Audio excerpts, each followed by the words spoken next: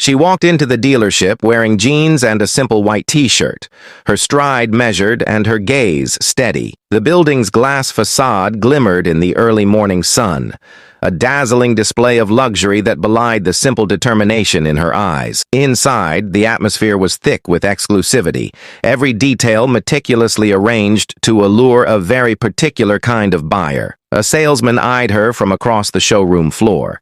His gaze was harsh and dismissive as he looked her up and down. "I'm sorry, but I think you're in the wrong place," he sneered, gesturing imperiously toward the exit. His voice, laced with condescension, was matched only by the derisive chuckles of nearby staff and curious stares from potential clients. As he mentioned the starting price, $300,000 for the most modest models, the humiliation was palpable. Her face flushed, not from shame but from a growing fire of indignation. Without a word, she turned and left, her dignity intact, even as her heart simmered with a quiet resolve. The following morning, a gleaming Rolls-Royce Phantom pulled up outside the dealership. The vehicle was an epitome of refined luxury. Its midnight blue exterior seemed to dance with the light. As the chauffeur opened the back door with careful precision, the salesman's eyes widened in disbelief. He never saw the twist in the tale coming. Inside Boston Luxury Motors, the showroom sparkled under the refined glow of morning light. Glass walls showcased a fleet of exotic vehicles that most could only dream of owning. Porsches, Bentleys,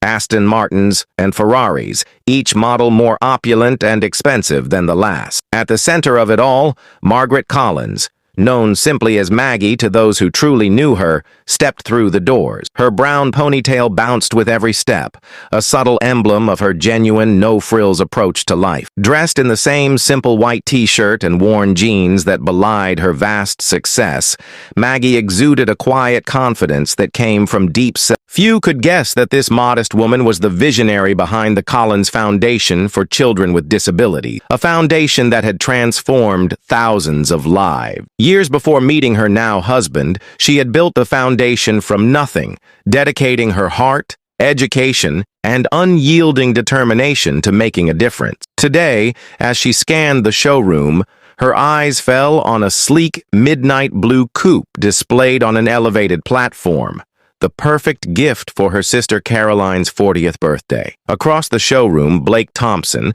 the impeccably dressed sales manager, adjusted his blue tie and straightened his navy suit jacket. He prided himself on his ability to spot a serious buyer from a mile away. When he noticed Maggie in her casual attire, he smirked to himself, nodding discreetly to his colleagues as if to confirm his preconception. "Good morning, Maggie," he greeted, his tone oily and patronizing, addressing a young salesman named Daniel, who was already approaching with a hesitant smile. "Welcome to Boston Luxury Motors. I'm Daniel. Is there something specific you're interested in today?" Before Maggie could answer, Blake interjected smoothly. "I'll handle this," he said with a practiced smile that failed to reach his eyes. Turning to her, he asked, "Looking for directions, ma'am?" Maggie's voice was calm and measured. "Actually, I'm interested in that midnight blue coupe." She gestured toward the $285,000 vehicle displayed with pride on its raised platform. Blake's smile tightened. He'd encountered countless window shoppers whose dreams were as insubstantial as their appearance. "That's the limited edition Azure. Only 15 were made this year," he declared as if reciting a script. "Perhaps I could direct you to our used car division. They're in a separate building about 3 blocks east," he added, his tone betraying his disdain as his eyes briefly fixated on her scuffed sneakers and modest clothing. Maggie was well aware of the judgments that came with appearances, but she had chosen her attire deliberately. Simplicity was her way of staying connected to the families she served through her foundation. Her response was polite, yet firm. "I'd really like to see the interior of the Azure, if that's possible." For a moment, Blake's expression soured. Behind him, 2 salesmen exchanged knowing glances. "The Azure is by appointment only," he lied smoothly. "Our serious clients typically schedule private viewings." Just then, a couple draped in designer clothing entered the showroom. Blake's demeanor shifted instantly. "Please excuse me," he said to Maggie without looking at her, gesturing toward Daniel. "Perhaps you could take a brochure? Daniel can help you." The young salesman, Daniel, barely in his mid-20s with a suit that seemed a size too large, approached with a sincere, apologetic smile. "I'm sorry about that," he said softly. Would you like me to tell you more about the Azure? Maggie's gentle smile was all the encouragement he needed. I would, thank you. As Daniel eagerly described the vehicle's features, Maggie couldn't help but notice Blake leading the well-dressed couple directly to the Azure. The door was opened with dramatic flourish, inviting the couple to explore the luxurious interior. This same car, which you said was by appointment only, Maggie murmured quietly, her tone a mixture of bemusement and disappointment. That's quite all right, she reassured Daniel, who looked visibly uncomfortable at the blatant double standard. Across the showroom, Blake's routine continued. This particular model has a waiting list of 8 months, he boasted to the couple, but I've set aside one for special clients. We can discuss custom options if you're not fond of the color. His words were rehearsed,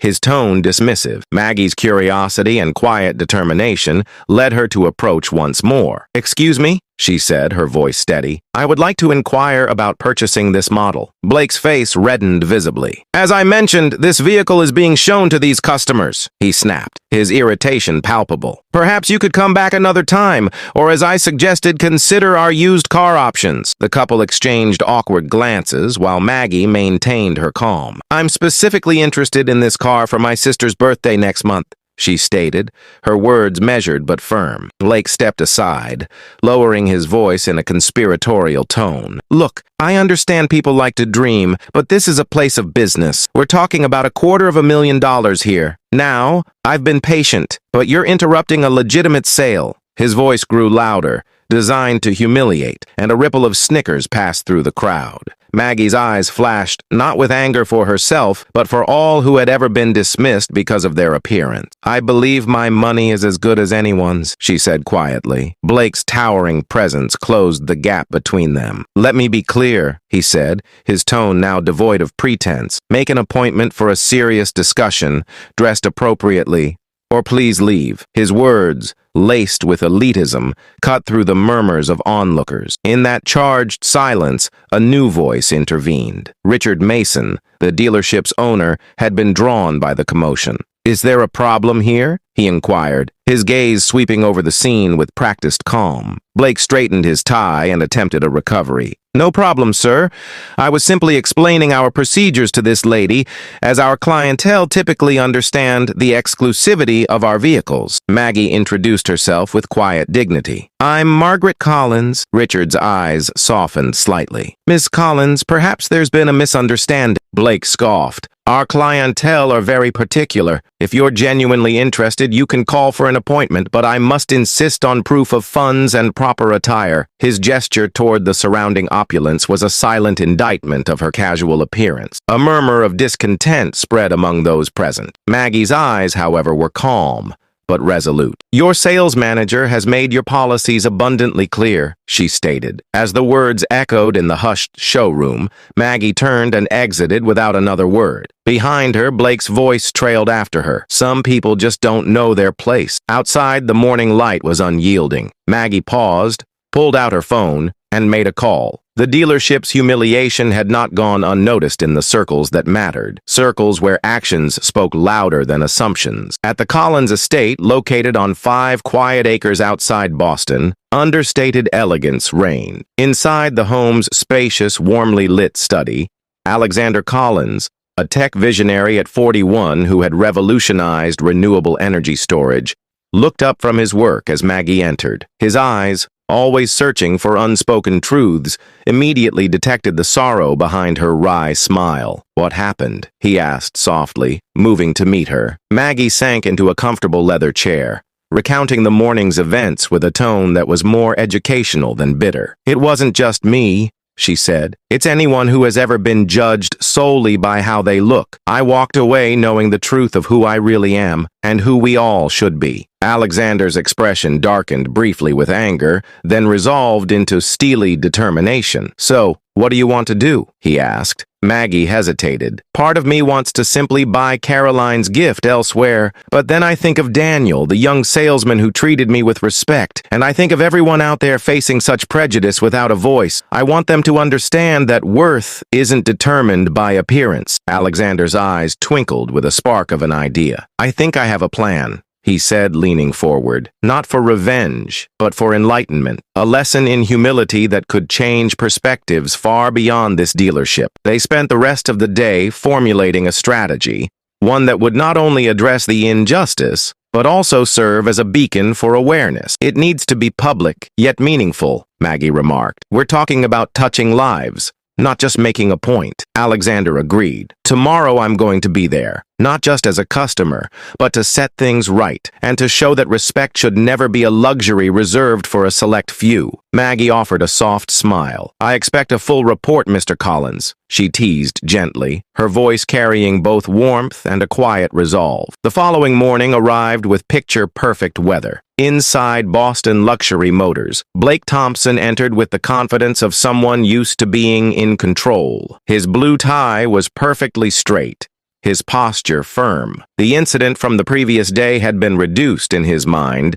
to a mere anecdote, just another tale to be shared over drinks. The showroom was a symphony of polished surfaces and gleaming cars, arranged to accentuate their exotic allure. Blake had just concluded a morning staff meeting, emphasizing once more the need to qualify customers properly. Our time is valuable, he had instructed, and we cater only to a specific clientele. Daniel, however, sat quietly in the background, his eyes reflecting a mix of discomfort and determination.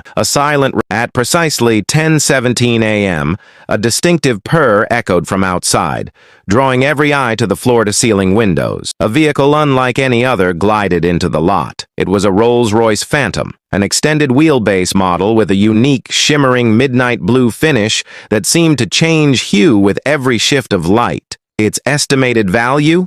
North of $1.2 million. Inside the showroom, silence reigned. Even Blake, whose days were usually punctuated by the hum of luxury, felt a sudden surge of anxiety. As the vehicle came to a stop, a uniformed chauffeur opened the rear door with white-gloved precision. From within emerged a man of commanding presence. Alexander Collins. Blake stammered. Mr. Collins, there must be some misunderstanding. We welcome all customers. Actions speak louder than words, Mr. Thompson, Alexander interrupted.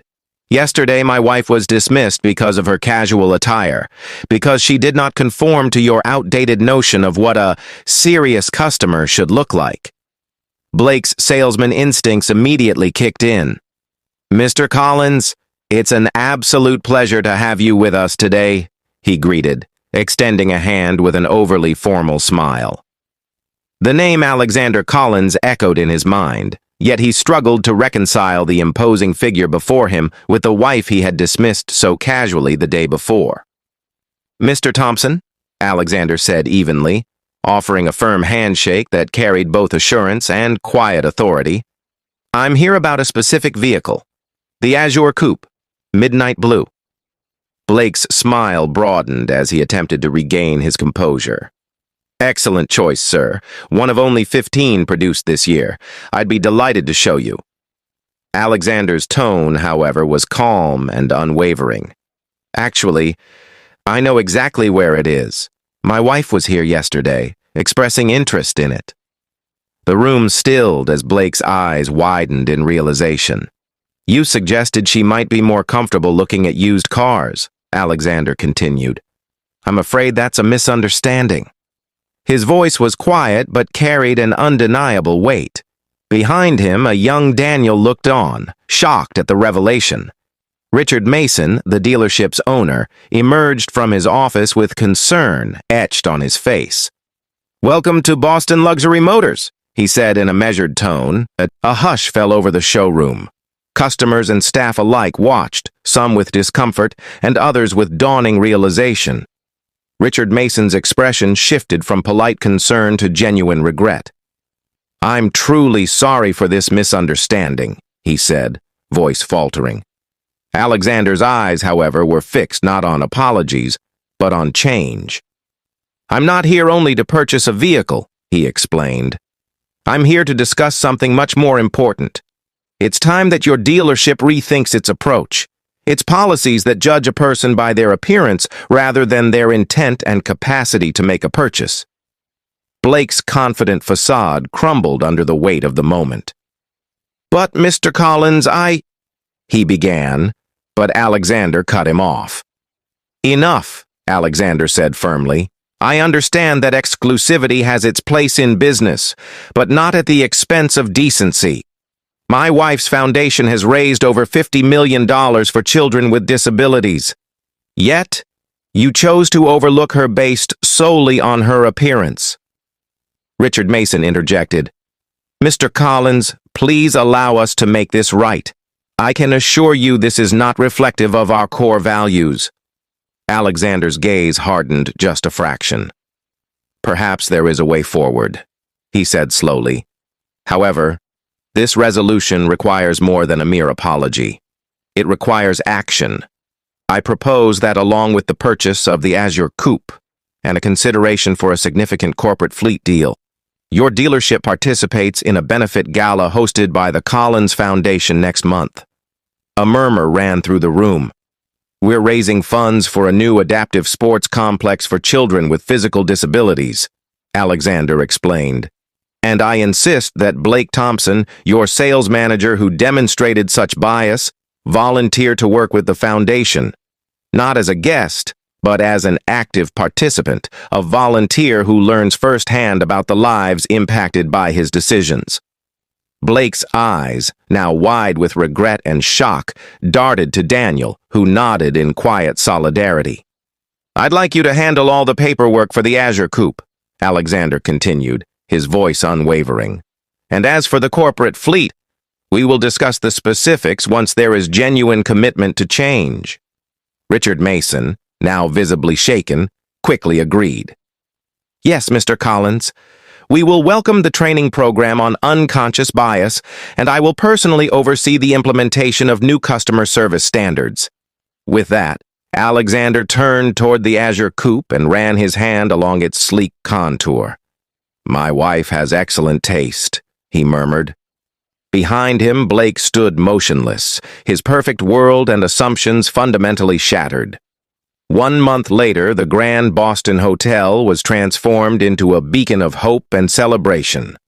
The Collins Foundation Benefit Gala was in full swing. The lobby was adorned with soft blue and white draperies, gentle lighting, and elegant floral arrangements. The atmosphere was warm, inviting, and suffused with the promise of change.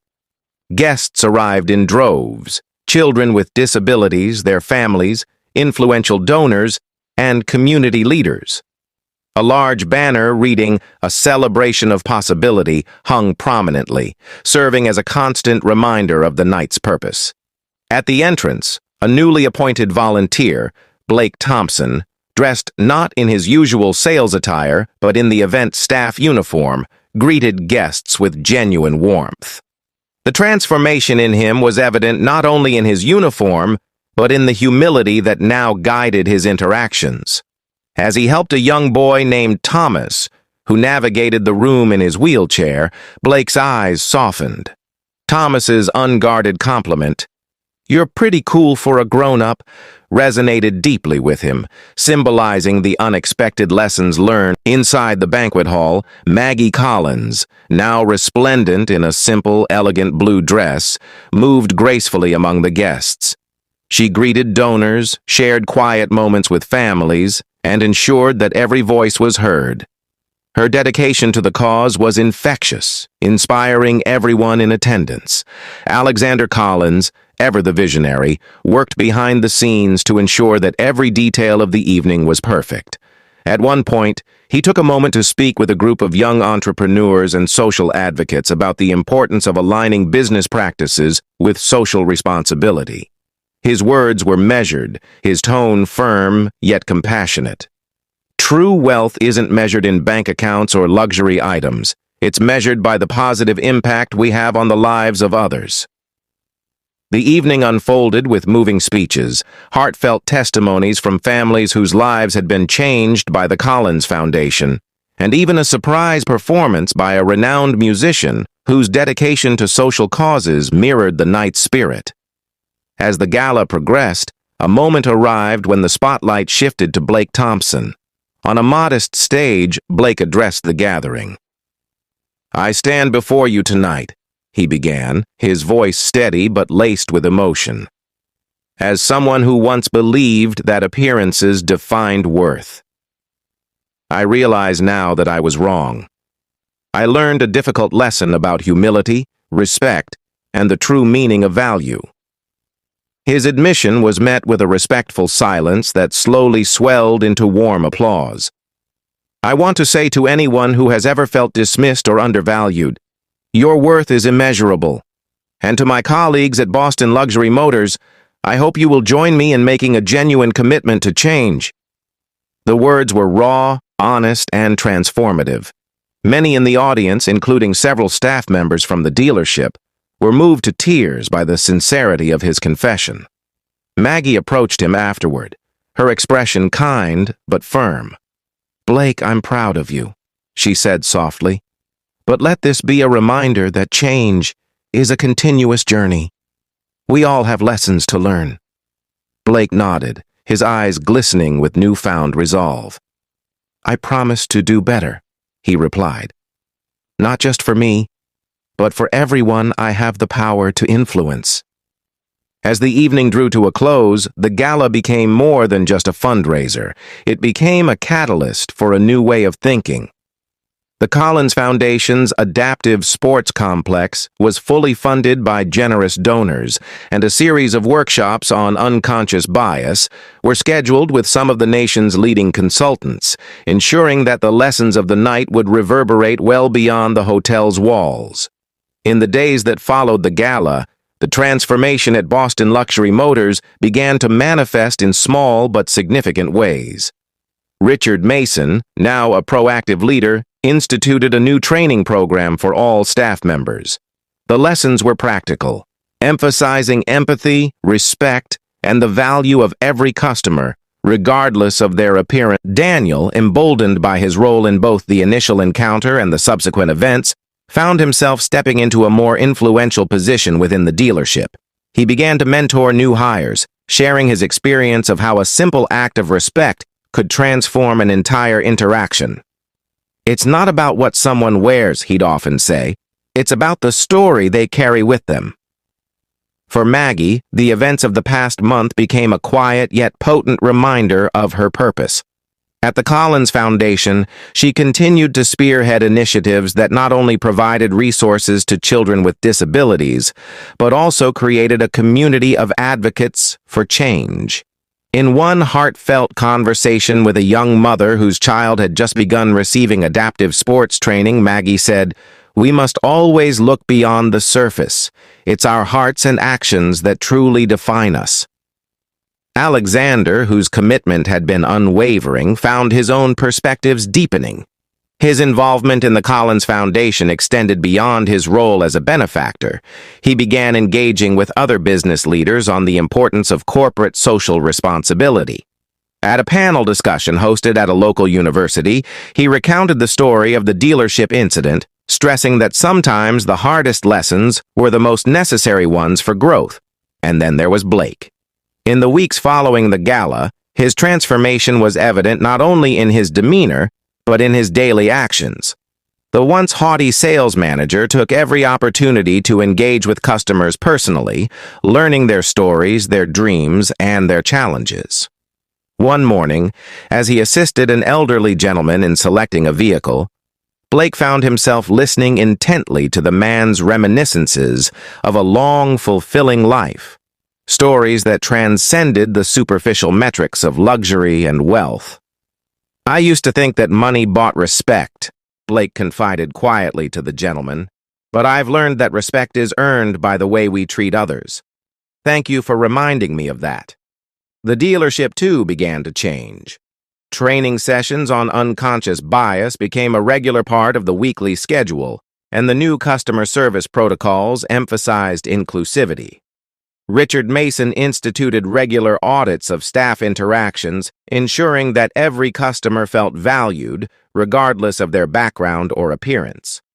Slowly but surely, Boston Luxury Motors started to rebuild its reputation, not just as a purveyor of luxury vehicles, but as a community-focused business dedicated to genuine service. A few months later, a follow-up event was held at the dealership. It was an open house designed to showcase the new policies and the changes that had taken root. Customers from all walks of life were invited to experience the renovated showroom and to meet the team that had undergone such. Maggie attended the event, accompanied by Alexander. They walked through the showroom together, observing the interactions with a sense of cautious optimism. Daniel greeted them warmly, his confidence now reflecting his true capabilities. Blake, who had once stood as the embodiment of elitist bias, now smiled genuinely at each visitor, his eyes conveying a sincerity that had been absent before. During a brief speech, Richard Mason addressed the crowd.